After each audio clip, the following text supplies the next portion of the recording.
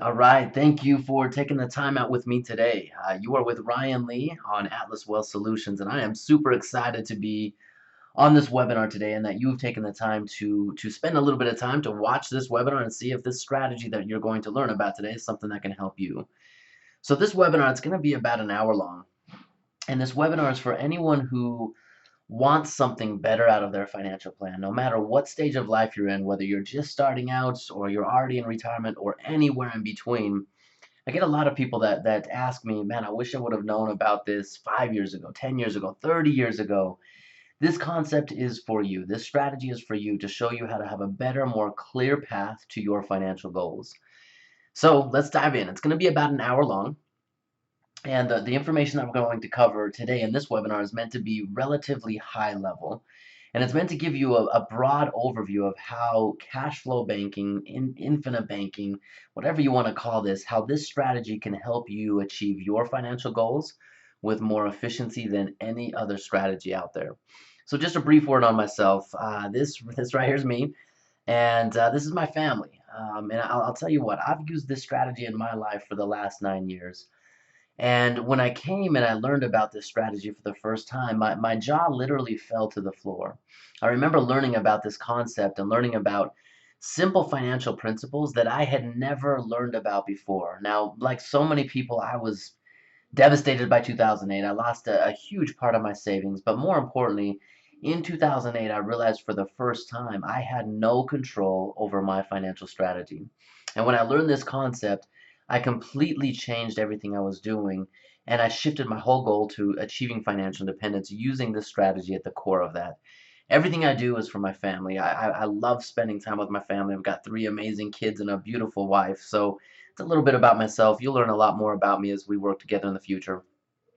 So the purpose of this webinar is to show you, no matter who you are, no matter what stage of life you are in, how you can use this concept as the ultimate financial tool to completely transform your financial life. And again, no matter what stage of life you're in right now, whether you're just starting out or already in retirement or likely somewhere in between, I'm going to give you a high-level overview of how this concept can fit into your strategy.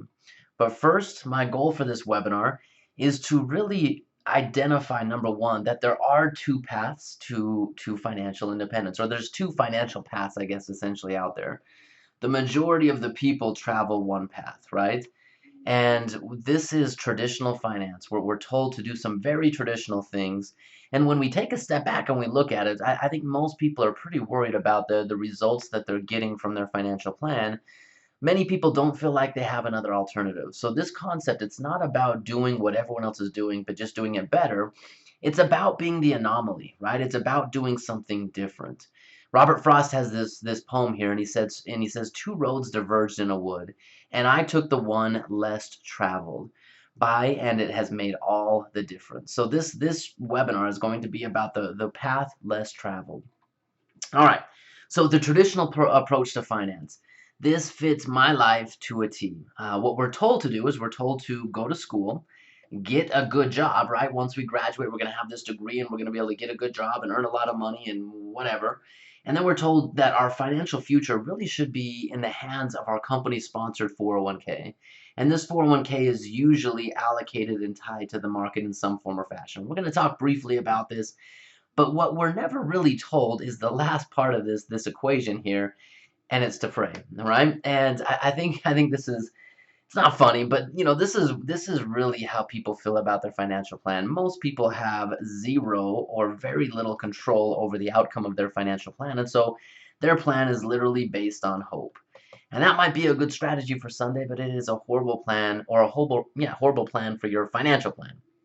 So this webinar is going to show you how to do something different. But first, I need to give you a little bit of context as to how limiting and how debilitating traditional finance really is, right? So I'm labeling this a personal financial crisis, and whether you feel like you're in a financial crisis or not, I've met a lot of people in different walks of life, and I think they're nervous, they're concerned, they're scared. Some people don't feel like they're in a crisis, many people do. But here are just some statistics that we can blanket over traditional finance to really see how it's working. So there's over $1.3 trillion in student loan debt. If you're one of the people that is kind of starting off in your life, you're likely part of this number here. Lots of student debt spread out over 43 million borrowers. But the problem is, we're told to go to school, go into debt because we're going to make more money, right? But real wages have been declining since the 1970s. Now, a lot of this has to do with inflation and the cost of living, but nonetheless, I remember when I graduated college, and it's kind of funny. When I was in college, I had a side job. I had an entrepreneurial job where I would aerate lawns and fertilize lawns literally part-time, right? And I made more money doing that than I did out of my first college job. I remember getting my first paycheck, and man, I was disappointed. 2 weeks of hard work, and I earned less than $1,000 after my prestigious college degree. 92% of Americans, they believe there is a retirement crisis. 71% of Americans do not believe that they're going to be able to retire in comfort. After all of this student debt, after all of the labor and toil and working, they don't believe they're going to be able to retire in comfort. Nearly 50%, this one's probably the saddest one on here, but nearly 50% of the middle class, this is really the prestigious class of the American, right? Or America.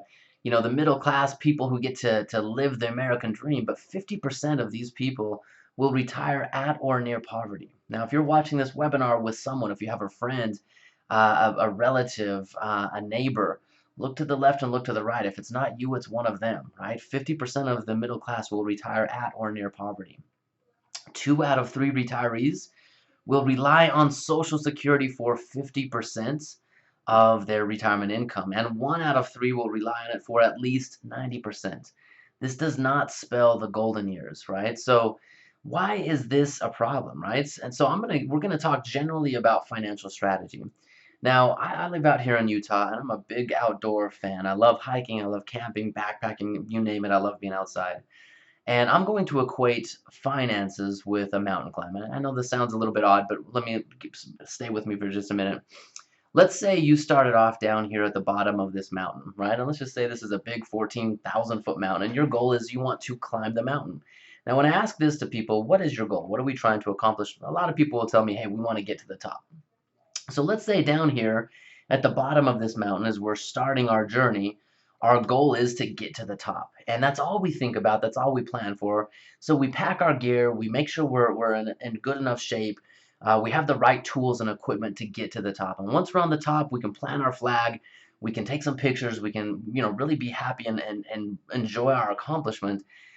But is the journey done yet? Right? And it's easy to see. No, it's not. We got to get back down the mountain, right? If we don't have a plan to get back down the mountain, really getting up is meaningless. Unless we're going to have a helicopter come in and rescue us, the ultimate journey would literally be a failure unless we had a plan to get back down. So our financial plan is really the same thing, right? If we think of this mountain as our financial, journey through life, there are really 2 essential phases in our journey through life. There is an accumulation phase of our financial plan, and there is a distribution phase of our financial plan. And we really have to have a plan for both. So we're going to talk generally about what traditional financial planning is. Well, obviously, we're going to point out the solution here of what we can do to make this better. But we have to have a plan to grow our assets effectively and to really ultimately turn the assets that we've grown into a stream of income. Without both plans put together, only one side of our financial plan will fail if we don't have a plan for the other. Okay? So financial strategy, and I guess before I move on from this, a lot of what we need before we really do this is we need the right foundation. Think about starting and climbing Mount Everest, right? The climbers, they spend a significant amount of base camp getting acclimated, getting ready. So this webinar obviously is you taking time to learn a little bit more about financial strategy. You're spending some time at base camp. But what we do here, our main focus is to provide education to help give you an actionable plan and path to achieving your goals, no matter what stage of life you're in. Okay, all right. So let's jump into this really quick. Let's talk about the savings dilemma. Now, this again, traditional stuff. We're going to talk about how to make this better, but this is really the problem. This is where most people start off their financial plan. People have income that comes in. No matter where that income comes from, whether it's working, investment income, whatever it is, most people, the way their financial plan is constructed is they start off cutting out their expenses, right? Whatever it takes to maintain their lifestyle. And then people think about putting their money in one of 2 places. Most people start off with their short-term savings, right? And short-term savings, it's very easy to say that this money for most people is money that they intend to use, right? They're planning for a vacation, they're planning for Christmas, they're planning for, car repair, whatever it might be. So most people, if they're planning on using their money, where do most people typically put their short-term savings? Usually a bank, right? And what is it about a bank that we like for our short-term savings? Well, we like our money to be liquid, right? If we're planning for a vacation, we want to be confident that we can get access to our money as soon as the time comes. And we want our money to be safe, right? So again, if we're planning on using the money and we don't have it, we put it at risk, then our plans really are for naught. So we want our money to be liquid and safe for our short-term savings. Now, is there a downside with banks today? Obviously, we all know this, and there's quite a few more, but one of the main downsides is, we're not really getting any growth out of our capital. So this is where most people start their financial plan, the short-term savings. Once they've got their short-term savings figured out, a lot of people they'll really start to pick up their head and they'll think longer term. And longer term for most people is typically for retirement, right? It's money that they're setting aside because one day they want to be able to walk away from their job. Now, most people don't use banks to plan for the long term, right? So most people, they use the market in some form or fashion. Whether this is in a company-sponsored 401k, an IRA, trading account, whatever it is, most people feel like the market is really where they allocate most of their capital. What is it about the market for most people that we're looking for, right? Well, in the bank, we're not getting any growth, so most people are looking for growth, right? That's why they choose the market. Now, is there a downside? And I think it's easy to say this over the last 10, 15 years, we've seen it more and more, but the downside with the market is it really functions the exact opposite as short-term savings. Our money in most cases is not liquid, right? If it's in a 401k, it's kind of tied up. Our money is not safe, right? It's up and it's down, and we really lose an element of control, right? We're hoping that everything works out. We're hoping that our money grows, but we're not really in control of that. The interesting thing about this, when we stack this up, this is how most people handle the majority of their savings, short-term and long-term. This is how the majority of most people do it. So, the interesting thing when we stack these two sides, up side by side is I find that when we look at this, both short-term savings and long-term savings function the exact opposite from each other. In the short term, because we wanted liquidity and safety, we accept no growth.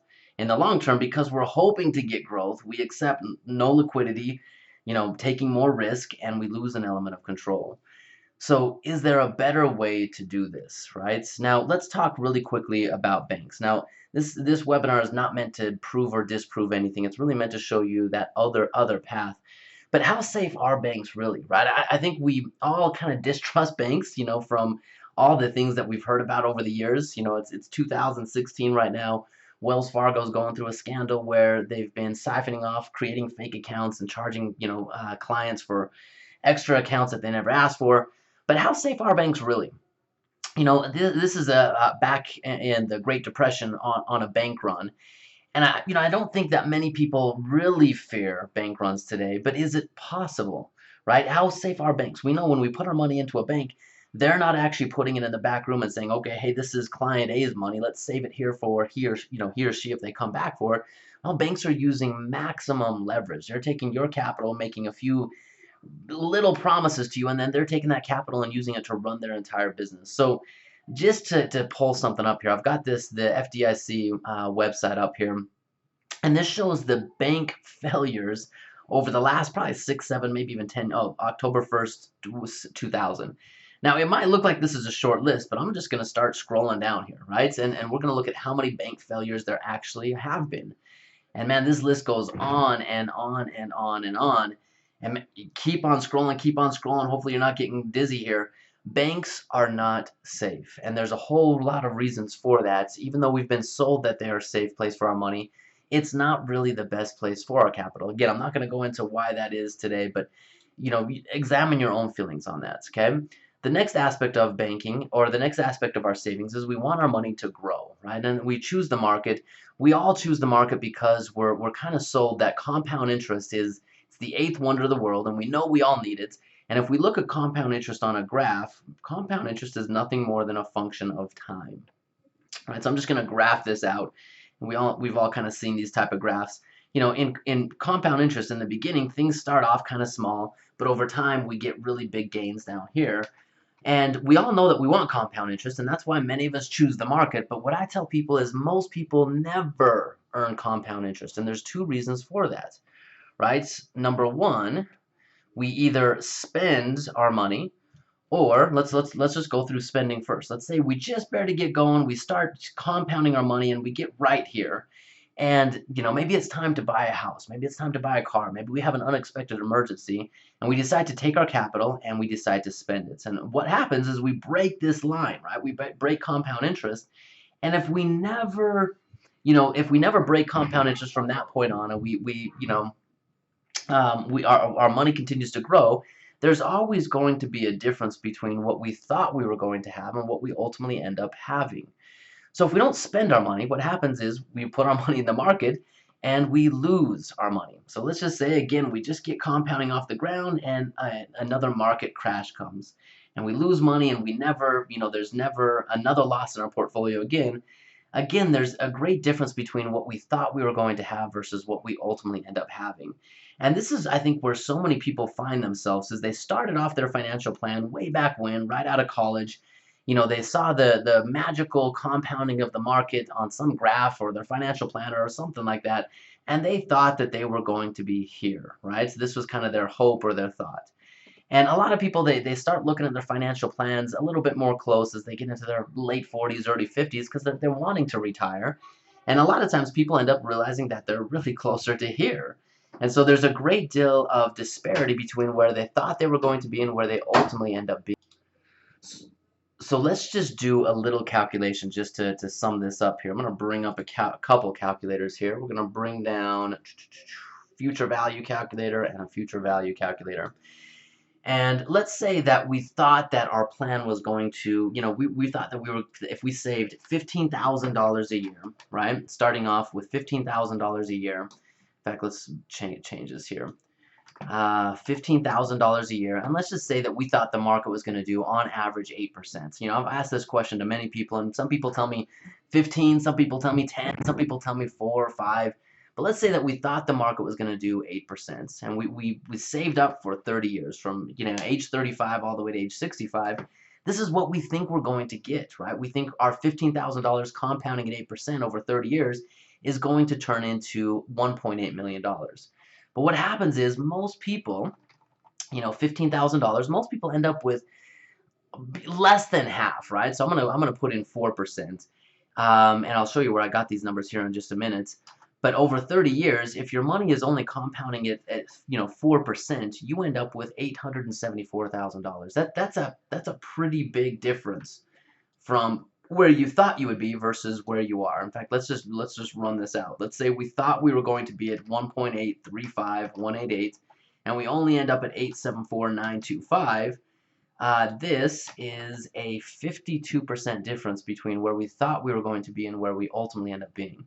And 4% might even be a little bit of aggressive. What if you only ended up earning 2%? Well, you end up with a lot less than what you thought you were going to have. So here's the whole question. Why is, what is the difference here? Why do people think they're going to be here, at 8%, and, they end up here? Well, if they spend their money, that's one. But number two, let's just go down here to this myth versus reality, growing wealth. So this right here is a graph of the S&P 500. And it's graphed all the way back. It's a 20-year study that has ended. It's updated every single year, and this actually comes from a group called Dalbar, independent research firm. And they look at what the average equity fund investor, what the average market-based investor receives versus what the average index or fund receives. So this particular graph is comparing the average investor versus the S&P. And you can see that this green line here is the difference every single year between what the S&P did on average versus what the average market investor received. And you can see there's a difference every single year. Now that's a huge, staggering difference in some of these years where the S&P, in 2001 did 14%, but the average investor received 4%. How is this? What's the situation here? Well, there's a lot of reasons for this, from fees to emotions, to a lot of different things why that is. But nonetheless, this is the whole issue. We make our plans based on myths, and then we end up with reality. So, can you see why there's a personal financial crisis? Is there something that needs to be done? Here's the question. Many of you feel like this little guy right here, that you've been riding on a roller coaster. And here it is graphed out, right? We can see, before this time the market was swinging up, and then in the early 2000s it took a nosedive. And then it was back up, and then it took a nosedive in 2008. And now it's back up right now, and people feel like they're on a roller coaster. The average annual return over this period of time, now this one ended in 2014, was close to 2%. If you adjust that for inflation, people are losing money in their savings plan. So the solution to this is pretty simple, right? We cannot do the same thing over and over again expecting a different result. We literally have to do something different. It's taking that other path. So this ultimate solution that I'm going to be presenting here is the other path. And it's something that will completely transform your financial plan no matter what stage of life you're in right now. So let's get into it. Now, the question is, why do so many people struggle today financially? I think a lot of people are stuck in this situation, right, where they're taking advice from a financial advisor who probably doesn't have their best interest in mind, probably some person stuck behind a computer doing the exact same thing that he's recommending to his clients to do, and he's hoping for a better situation. He's not getting it, but yet he's recommending that to you. I call this goldfish advice. Now, I'm going to play a little clip here for you so to give you a little bit of context, but we have to break this cycle of getting standard goldfish advice and hoping for the best, but usually ending up with the worst. So I'm going to play this little clip for you, and then we'll move on.